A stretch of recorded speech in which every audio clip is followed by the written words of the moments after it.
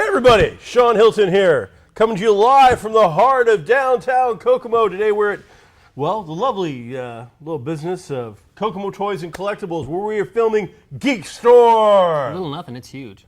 Sean Hilton, it's monstrous. owner, It's Comics monstrous. Cube, founder, Kokomo Con, Michael Allen Harrison. Man on the street. All right, so Okay. later this episode, we're going to get to our review and talk about the Avengers movie quite a bit, but we're going to make you fast forward or jump to that because, you know, that's how you do real things in life. You make people wait till, you know, the good stuff. You put the milk and the bread at the back of the store. We're going to keep it non-spoilery, I guess. Non-spoilery? We'll try, I don't know. Can we spoil it next episode? Oh, absolutely. Okay. I mean, we might be able to talk about some aspects of it. I think internet rules 2 days. I think, you know, once something's been out, 2 days later, it's okay to talk about That's fine. So what you're saying is that we don't want to spoil it by talking too much about the details after it's been out for 2 days. Right. It's been out for a week.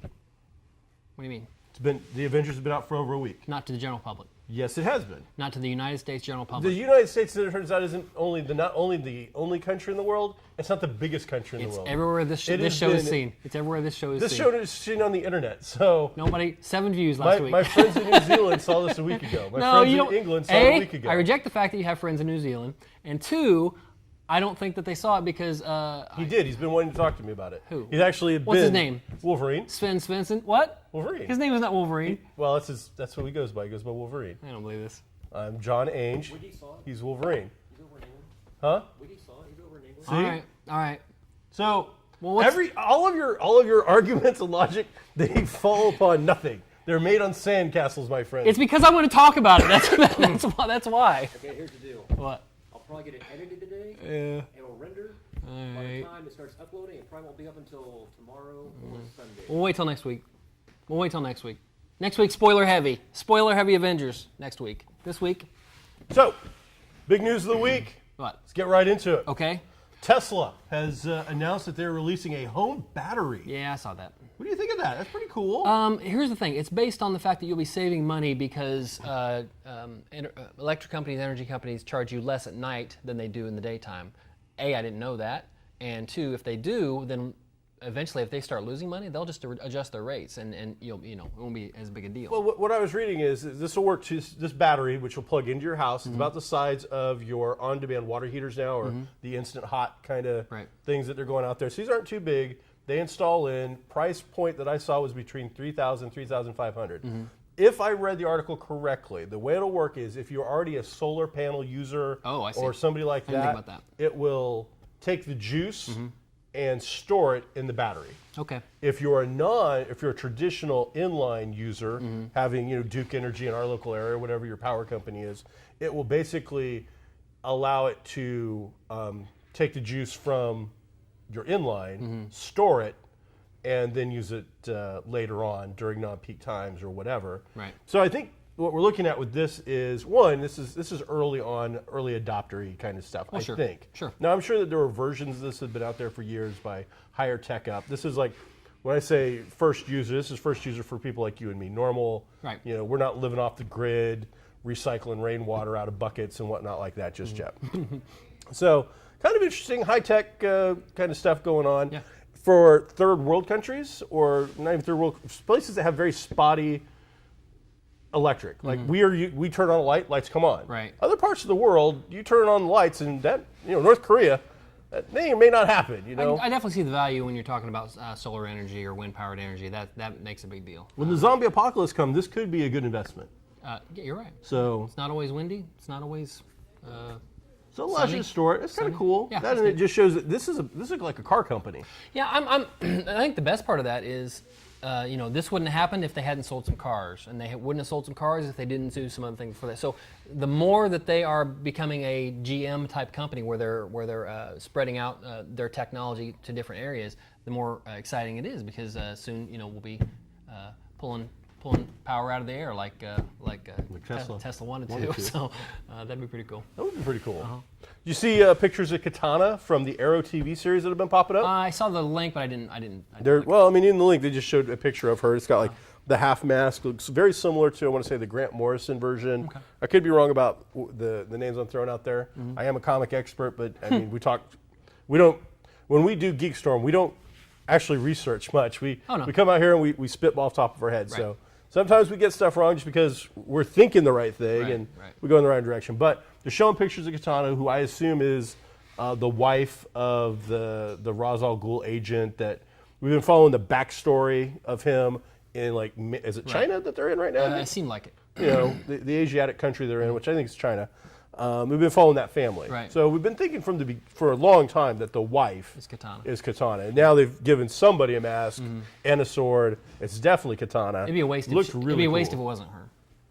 You know, it's CW or it's just TV, so there's always a chance it's a twist. Like it's, you know, she dies and we find out she's got like a sister and the sister's there for revenge or something. Just like they did with Shado. Right. She all of a sudden has a twin sister, so we could have that little shock moment and things like that. Yeah. So things have been going pretty good for CW. It appears that they're getting some really good ratings. I didn't follow up on this, but the rumor is that Flash is getting better actual ratings than Agents of S.H.I.E.L.D. Oh, I believe that. So I believe that.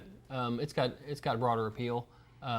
People can watch The Flash and just watch The Flash. They don't have to know anything else. And there are, believe it or not, as immersive and awesome as I think the whole Marvel Cinematic Universe is, not everybody's bought into it. Not everybody likes. Not everybody could get past the first 5 or 6 episodes of S.H.I.E.L.D. that weren't that great, and continue on. So it lost a lot of viewers. I can definitely see Flash pulling in some numbers. And we talked about this yesterday.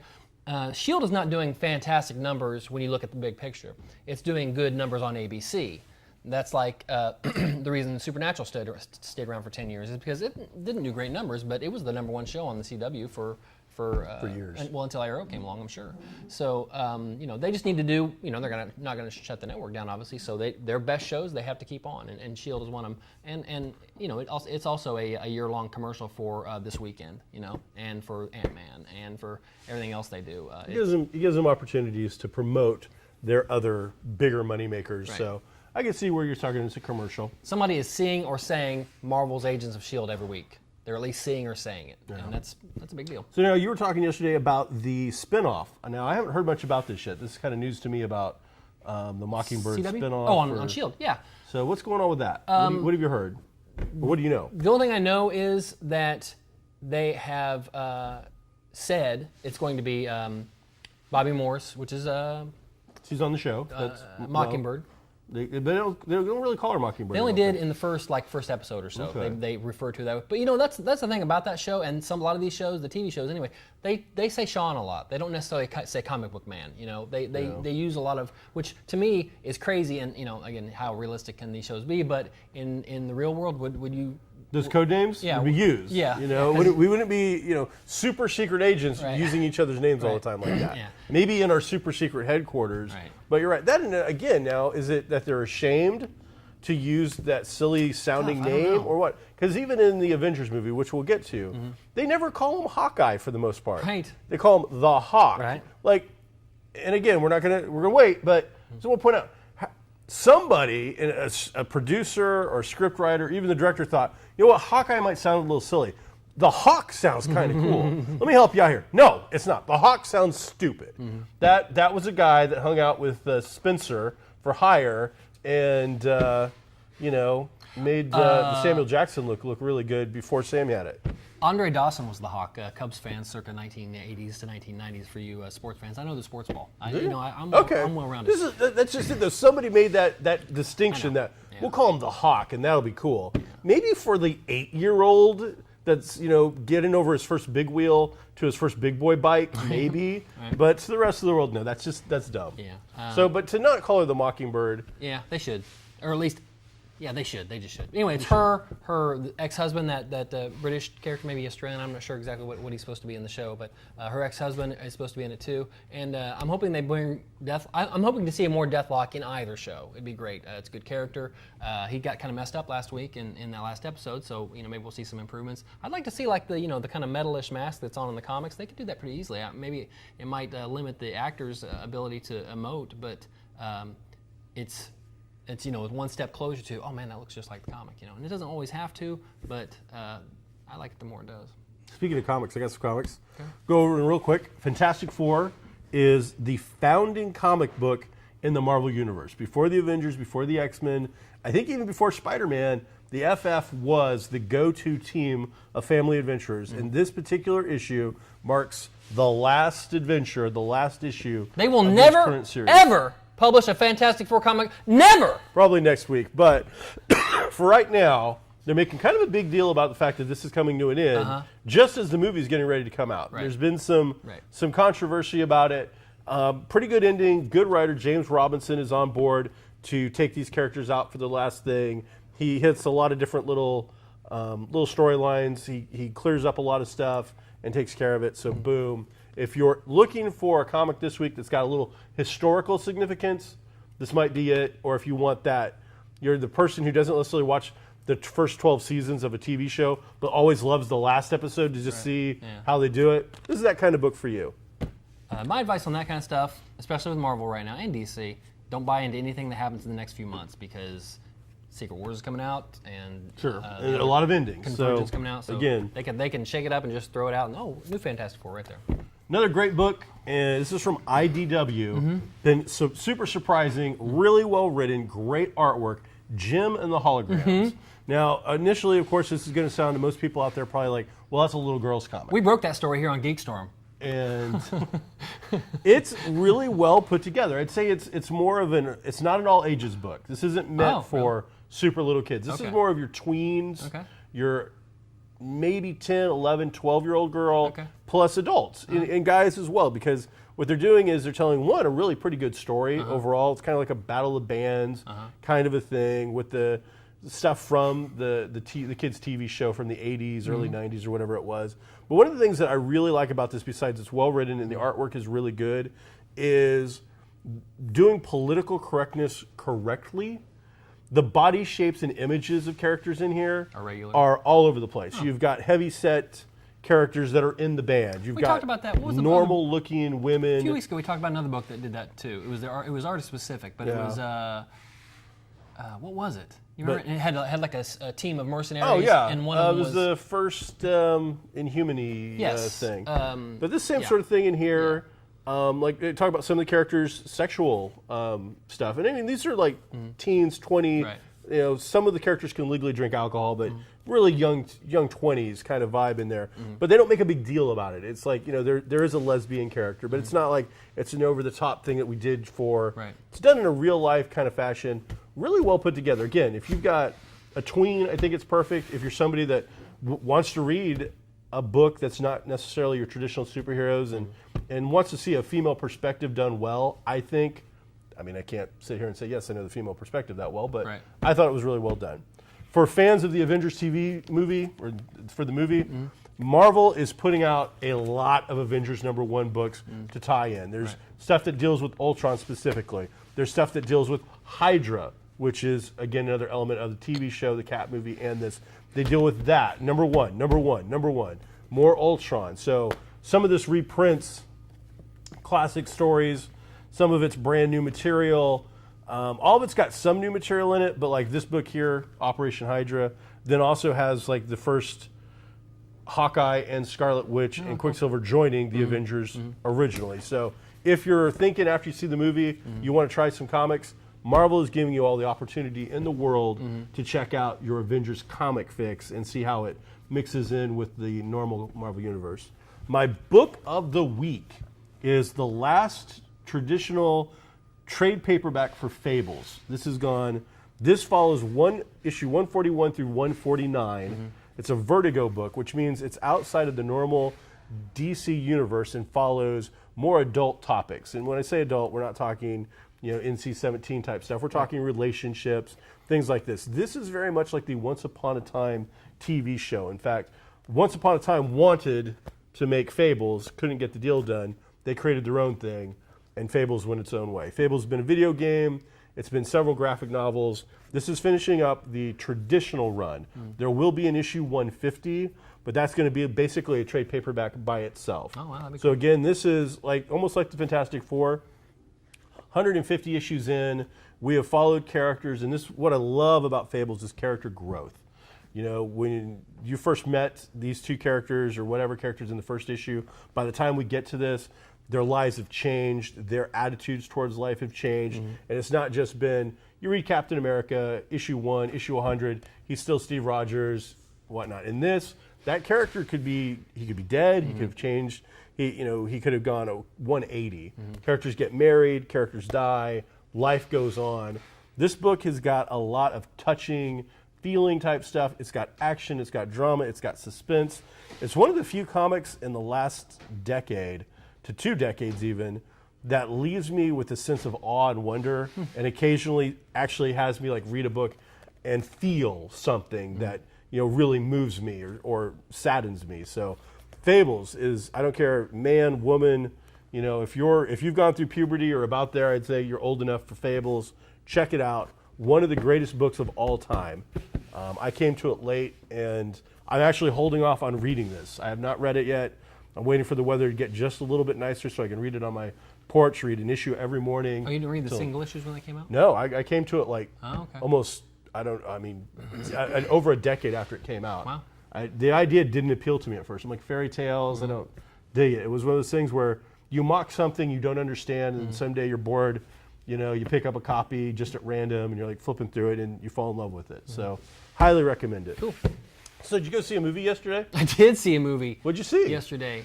I saw Avengers. It was pretty good. Age of Ultron? No, the first one. Okay. And it's a couple years old now. well, it's a few years old. Yeah. We got to see It holds up. at the AMC here in Kokomo, and they did them all over the world. I'm sure it wasn't just AMC. We got to see a double feature. Right. There was a limited release of a 24-hour marathon. Right. Where they showed all the Phase 2 movies or something, It or was from a Iron portion Man of Phase 2 1. on. From Iron Man 2 on, they showed it. A lot of great 24 hours. stuff.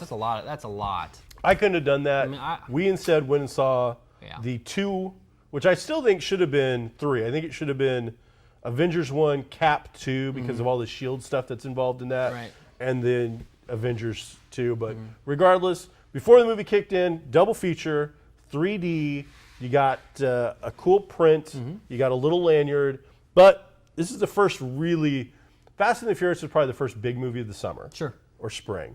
This is the first of one that I've seen previews. These are the movies where tentpole movies Right. They want to put big, the big previews. Right. So before we get going, let's talk about some previews. What did Okay. you see that you liked, what you didn't like? Well, it was the first time we've seen the new Star Wars trailer on the big screen. That was pretty cool. I've seen it on a larger TV, like a 13-foot home theater screen. But this one was pow, and the sound, and the Lucasfilm, and everybody, and Green, sparkly. So it was great. That green, sparkly Lucas thing is the equivalent of magic. Here's the dichotomy. Here's the complete difference, black to white. Okay, in 19 whatever, you and I, maybe 2000, you and I went to Lafayette Yep. to see Wing Commander with Freddie Prinze because they were attaching the first trailer for episode 1 on there. Yeah. That's the only reason we went. To Lafayette. To yeah, Lafayette. Just to see the trailer. Crappy movie. Okay. it's so bad. This time we get to see it on probably one of the biggest, if not the best movie of the year, so it's so much different to see it in that atmosphere because then it's not. Oh, that's the only reason I came. People have seen this trailer, I think. They've seen it. They know it. It was great. A lot of fun.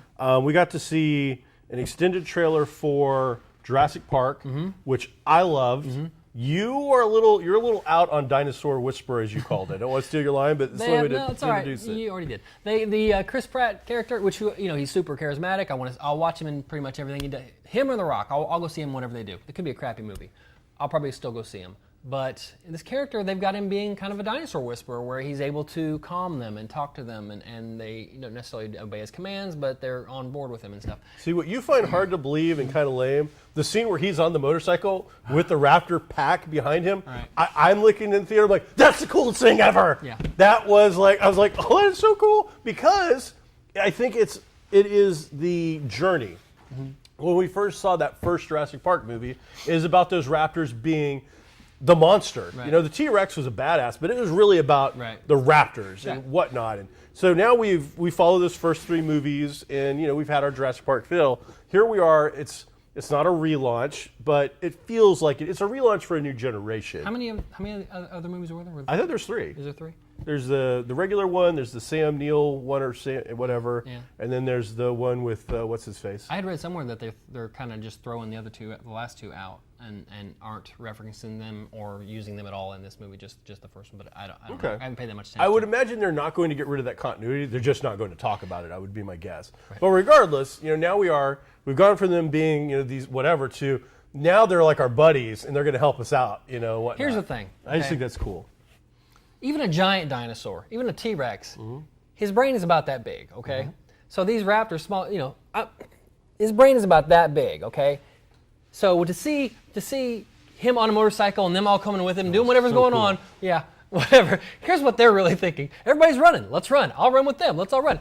There's food. I'll just eat that instead, and they chop his head. That's exactly how it would go because they're stupid. Okay, they're dinosaurs. Then we also saw the Ant-Man trailer, which looked like a lot of fun. It did. In fact, we got to see and this was AMC exclusive. Right. We got to see a little behind the scenes with Michael Douglas and Yeah, Paul Rudd that was a good do a 5 or little 10 Q&A minute with them. interview with the guy. You've got Michael Douglas, okay, Academy Award winner. I'm 99% sure. And if not, what? Who's he married to? Catherine Zeta-Hot. All right. She is so hot. And then that guy is grandpa old too, by the way. Paul Rudd. Paul Rudd sitting there, and they're doing an interview with a guy, sitting over there. In the Guy that in has the probably no more credential than you or me, quite frankly. Exactly. He's just the guy from AMC that hired. And honestly, here's what I leaned over and said this to somebody next to me. I said, because the guy was wearing like a shirt that he looked like he crumbled up out of the dryer. I'm like, thanks for dressing up for something that's going to be seen by millions of people. Thanks for dressing up. That was nice, classy move. But it was a good interview. It was you get a little bit into you see the repertoire that the two of them have. That doesn't always happen on set, and a lot of times when it does, though, it bleeds over into the screen. And I'm looking forward to seeing this movie. Some of it. They spoiled one thing, and maybe this is already out there. Okay. Michael Douglas, without telling us why, tells us why he's not Ant-Man. What do you say? I don't remember. He says he's shrunk too many times. Oh yeah. They're putting something in from what he said that you can only shrink so many times before your body can't take it anymore. I guarantee you that's what's going to be the story. He did say that. He's already done this, and he's lived out the expectancy or whatever. Plus, he's a little older. I was going to say maybe it's a thing where he's older and his body can't take it or his heart can't take it. So, Either one, but that makes a lot of sense. So that's going to, I mean, that was something we got out of an interview that, yes, we had to, get there and deducify it, but we did it. So at least I did it. I thought, that's kind of cool. So, and then there was another trailer for a movie called Southpaw. Not a word. Which is actually used in a book I like a lot. Is it? Yeah.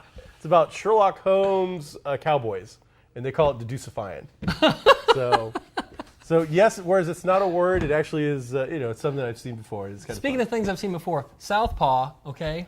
You've got boxer. Yes, but who? Left-handed. I want to get Jake Gyllenhaal. Jake Gyllenhaal, and this is one of the reasons I want to talk about this. Okay. The guy is ripped. He's a monster. Holy cow. He's a monster. He looks, he looks like a superhero. Yeah. He is so built. This guy went from Nightcrawler or whatever it was, looking like emaciated. The evil thing, that sludge that came out from underneath the van seat and, somehow got osmosis and came to life to, wow, holy cow.